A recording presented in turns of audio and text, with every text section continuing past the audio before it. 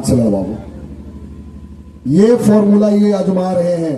2024 में ये बीज रोप रहे हैं ताकि 2025 तक ये पेड़ खड़ा हो जाए। क्या आप उनके मंसूबों को जानने के बाद उनको कामयाब होने दीजिएगा? जो कोशिश उन्होंने की है उसके लिए आप जवाब देंगे कि नहीं देंगे?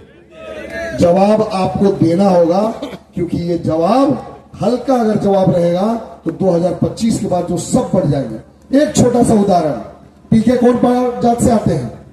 ब्राह्मण, भूमिहार ब्राह्मण। उन्होंने अपने जात में कहीं मेहनत की नहीं, अपने लोगों को जोड़ा, किसके रहनुमा बन गए? अकलियतों के, मुसलमानों के।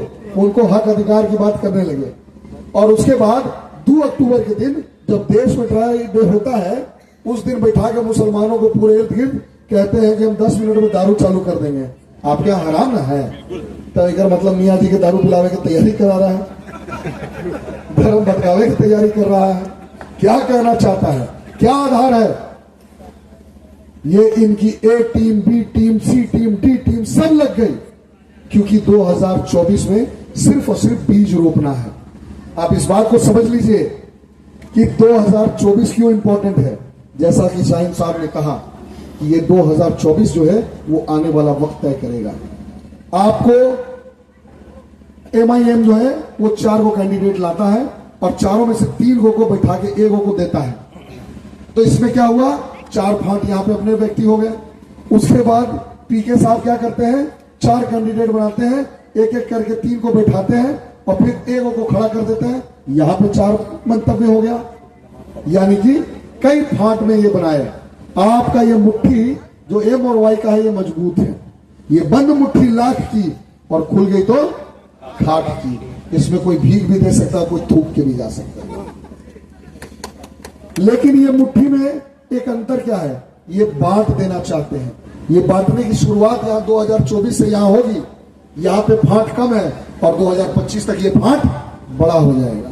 यानी कि हर घर से ये कैंडिडेट बनाएंगे। किसके बेस वोट में? राष्ट्रीय जनता दल के बेस वोट में। किसके बेस वोट में? इंडिया गठबंधन के बेस वोट में। मैं आप लोग सबको एक बात याद करा दूं, ये बहेलियां हैं, भेड़ के खाल में भेड़िया हैं। ये आपको नोचने आए हैं, ये आपको बांटने आए हैं। ये इस तरह से माहौल बना देना चाहते हैं कि हिंदू मुसलमान करते थे आज तक, अब ये यादव और मुसलमान करेंगे। ये इंडिया गठबंधन के जो वोट है बस उनमें बंटवारा डालने की एक साजिश है। चेत सको तो चेत जाओ, क्योंकि अब सारी साजिशें आपके सामने हैं। अगर आपको मेरी बात इसमें गलत लगी हो तो आप याद कर लीजिए कि इनको करने वाले लोग कौन है।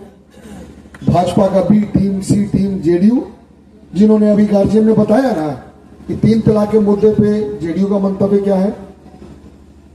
पीके साहब तो उसमें कुछ बोलते ही नहीं है। आप बता दीजिए कि भाई CA NRC हुआ, ये जनाब खप रहे थे, ये आपका बेटा खप रहा था, लोगों को खाना खिला रहा था, टेंट लगा रहा था। एक दिन भी मैंने उसमें भाषण नहीं दिया। क्यों? क्योंकि जो लोग थे उनका मंतव्य सामने रहना जरूरी था। डॉक्टर विश्वनाथ यादव तो वहां खड़ा था। आप एक शर्ट खरीदने जाते हैं तो उसमें फर्क देखते हैं ना, रंग, रूप, कंफर्ट, उसका दाम, सबसे एहतराम जो हो जाता है, सबसे जो आपको फिट बैठता है, आप उसी को खरीदते हैं। सही या गलत? कैंडिडेट चुनेंगे तो क्वालिटी देखेंगे ना।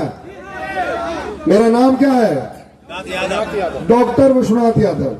यानी कि 15 कैंडिडेट जो मेरे खिलाफ खड़े हुए हैं उसमें सबसे शिक्षित उम्मीदवार आपका ये भाई है, जो कि अखबारों ने कहा, मैंने अपने मुंह से नहीं कहा।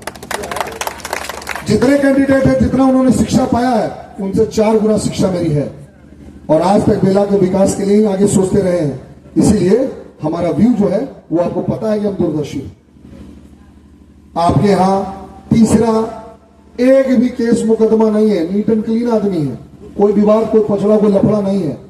कोई आप लोगों में से कभी कहे कि किसी को हमने गरियाया है क्या, किसी को मारा या थपड़ाया है क्या? उल्टा जिसका विवाद रहा है उसको सुलझाया है। जरूरत पड़े तो अपनी धोकड़ी से रुपया लगा के सुलझाया है। मैंने आज तक जो भी कर्म किया वो आपके सामने रहा, बस गिनाया नहीं। मैं आपको ये आश्वस्त करा देता हूं कि मुझे आपका एक एक वोट अगर प्राप्त होता है तो मैं आपके बीच में था, आपके बीच में हूं, आपके बीच में ही रहूंगा। लेकिन इस बात को समझिएगा कि मुझे आपका नेता नहीं बनना है, मुझे आपका नेता नहीं बनना है, मुझे आपका भाई बनना है, आपका बेटा बनना है।